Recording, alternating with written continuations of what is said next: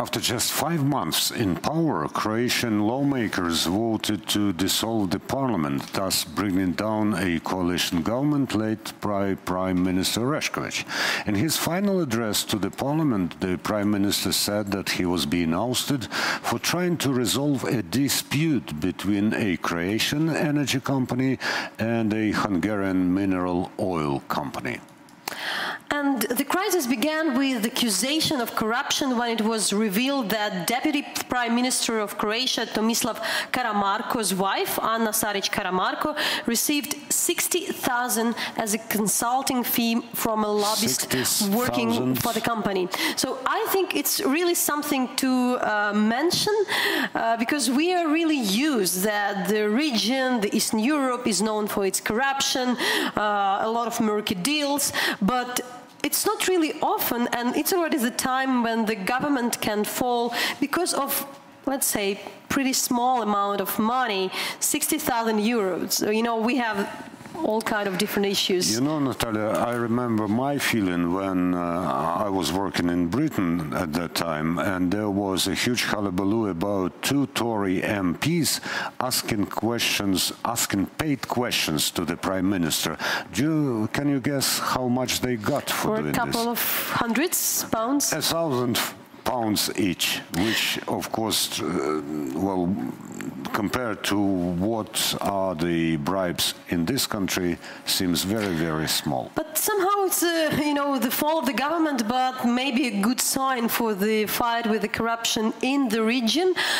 We are looking for the snap election in September, so there is a lot more to elaborate. And our own colleague, Josh Kavensky, interviewed Nina Brankovic, a political scientist and researcher at the University of Zagreb, about this scandal and its political implications.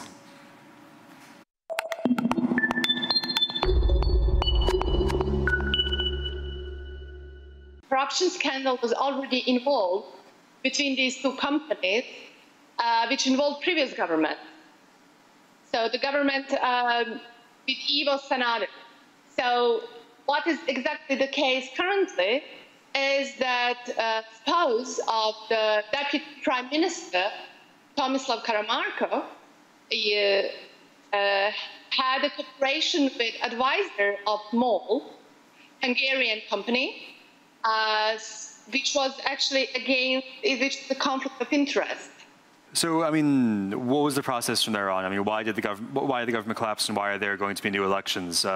Is this new for Croatian society that there are prosecutions for this high-level example of corruption? Well, the corruption actually was one of the major issues in collapsing the government. Mm-hmm.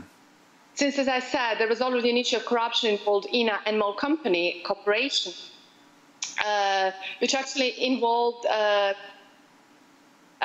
corruption scandal of the spouse of the Deputy Prime Minister, Tomislav Karamarko. Right. So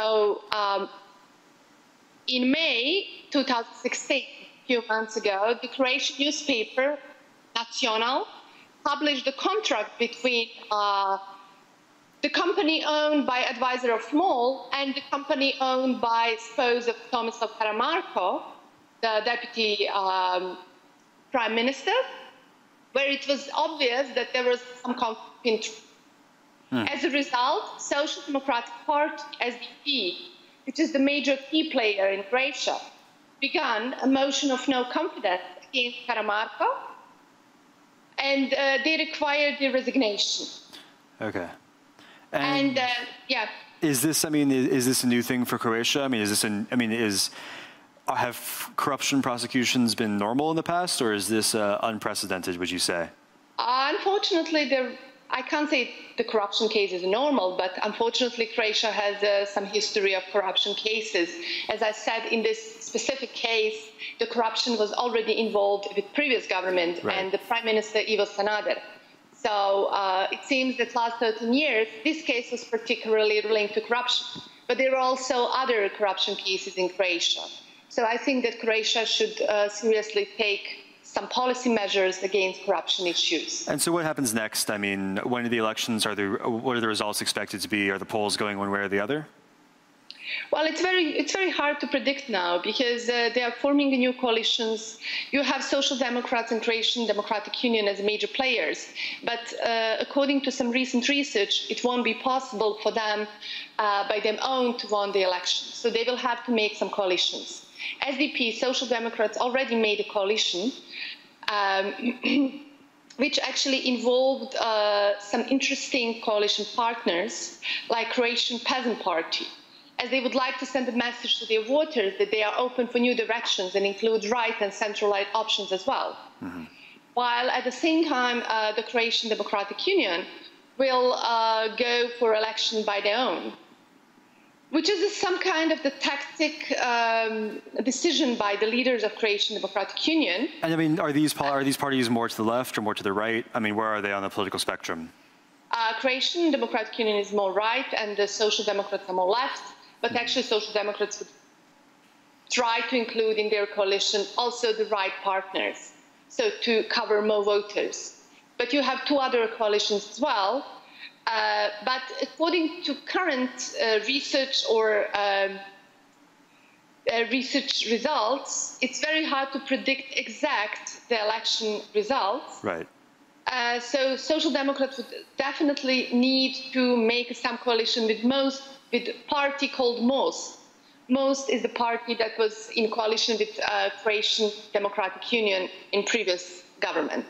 So it will be very interesting and tight night on 11th of September when the Croatian elections will be organized. Okay, Nina, well, thank you so much for taking the time to join us. That was Nina Brankovic joining us from Zagreb, Croatia. Thank you.